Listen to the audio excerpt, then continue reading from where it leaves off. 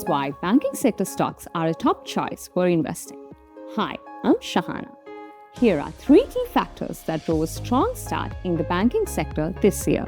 Firstly, the lower interest rates. Even though banks made slightly less income from loans because interest rates were low, they also had to pay much less interest on deposits and borrowings. So overall, their core earnings, what's called net interest income, actually went up by about 7% compared to last year. Some banks performed even better. Commercial Bank increased their net interest income by 24%, had a National Bank saw a 10% increase.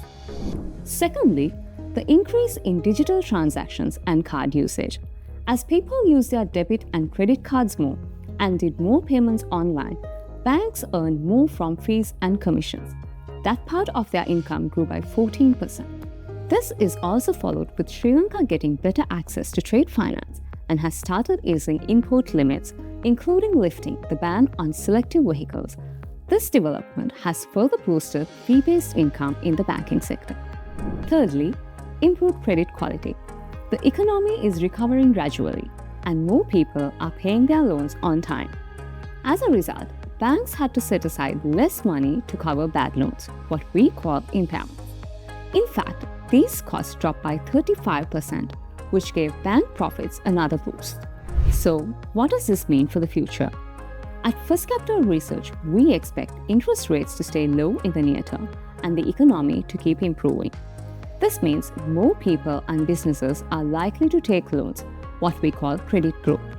In fact, we think private sector loans will grow by about 12% in both 2025 and 2026. And here's why that matters for investors.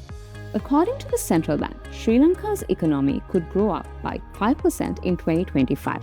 That's great news for the banking sector. Right now, bank stocks are still relatively cheap. They are trading at just 5 times their earnings compared to 8.8 times for the overall market. That means there's a good chance they could go up in value from here.